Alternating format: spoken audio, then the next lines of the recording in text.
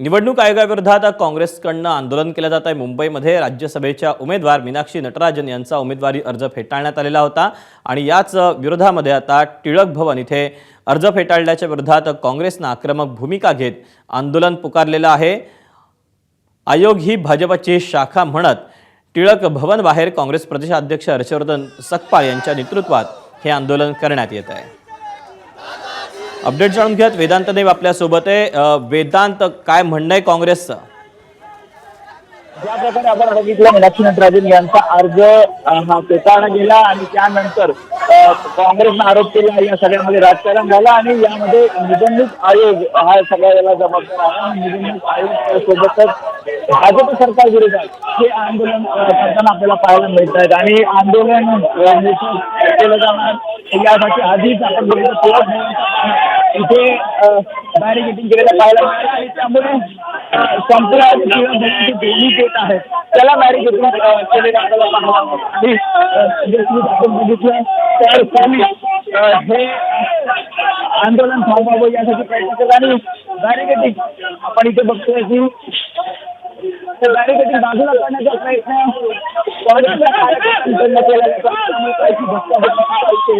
हे सुद्धा आपल्या कार्यकर्त्यांना आणि त्यासोबत पोलिसांना सांगतात की आम्ही आंदोलन करत आहोत, आम्हाला रस्ता करून द्यावा आणि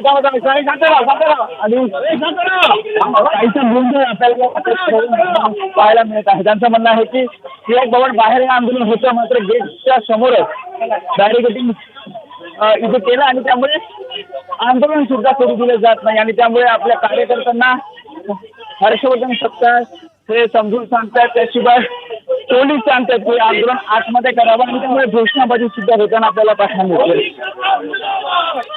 पण हे बॅरिकेडिंग टिळक भवनाच्या बाहेरच तातडीनं का करण्यात आलेलं आहे? या आंदोलनाची परवानगी वगैरे घेण्यात आलेली होती का? याबद्दल काही अपडेट आहेत का? पोलिसांकडनं कुठल्याही प्रकारची आंदोलनासाठी घेण्यात आली नव्हती। अचानक त्यामुळे आपण बघितलं की जसं पोलिसांना आंदोलन होईल आणि त्यामुळे वाहतूक पण बघू शकतो। आपण बघितलं टिळक भवन बाहेर जेव्हा आंदोलन तिथे वाहतूक पण होते, त्यामुळे पोलीस काही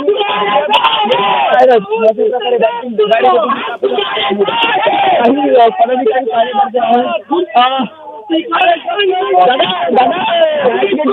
कार्यकर्ते लावले जात नाहीये। काय म्हणणं आहे तुमचं? हे देवेंद्र फडणवीस सरकारची हुकुमशाही आहे आणि या हुकुमशाहीला आमचा विरोध आहे। या चुनाव आयोगने सगळा वाटोळ घालून टाकलेला आहे। एक चोरी पण तुम्हाला इथेच थांबवण्यात आलंय, तुम्ही पुढे जाणार होता या पोलिसांना आदेश आहेत की आम्हाला इकडनं पुढे जाऊन द्यायचं नाही, याचा आमचा विरोध आहे।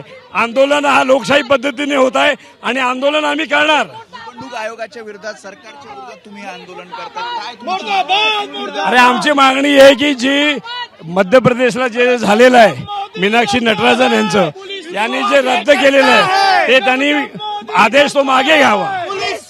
त्याच्यामुळे आपण बघतोय कशा प्रकारे आंदोलन केलं जात आहे। हर्षवर्धन सकपाळ यांच्या नेतृत्वात हे आंदोलन केलं जात आहे आणि त्यामुळे पोलीस ठाम आहेत की या बॅरिकेडिंगच्या बाहेर या कार्यकर्त्यांना जाऊ दिले जाणार नाही आणि त्यामुळे घोषणाबाजी टिळक भवन परिसरात आपल्याला पाहायला मिळते। दीपक, हर्षवर्धन सकपाळ यासोबतच आणखी काँग्रेसचे कुठले बडे नेते या आंदोलनामध्ये आपल्याला पाहायला मिळत आहेत?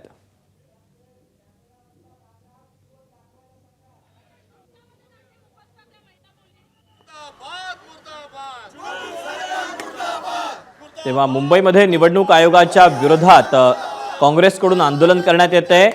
टिळक भवन या काँग्रेसच्या कार्यालयाच्या बाहेर हे आंदोलन पार पडतं आहे। काँग्रेसचे प्रदेशाध्यक्ष हर्षवर्धन सकपाळ हे या आंदोलनामध्ये सहभागी झालेले आहेत। त्यांना रस्त्यावर हे आंदोलन करायचं आहे, लोकशाही पद्धतीनं आम्ही आंदोलन करत असल्याचं काँग्रेसच्या कार्यकर्त्यांचं म्हणणं आहे। परंतु टिळक भवनाच्या बाहेरच पोलिसांनी बॅरिकेडिंग केलेलं आहे, तर हे बॅरिकेडिंग तोडून त्यांना बाहेर येऊन हे आंदोलन करायचं आहे। त्यामुळे आता काहीसा तणाव या परिसरामध्ये आपल्याला पाहायला मिळतोय। काँग्रेसचे कार्यकर्ते आक्रमक झालेले आहेत।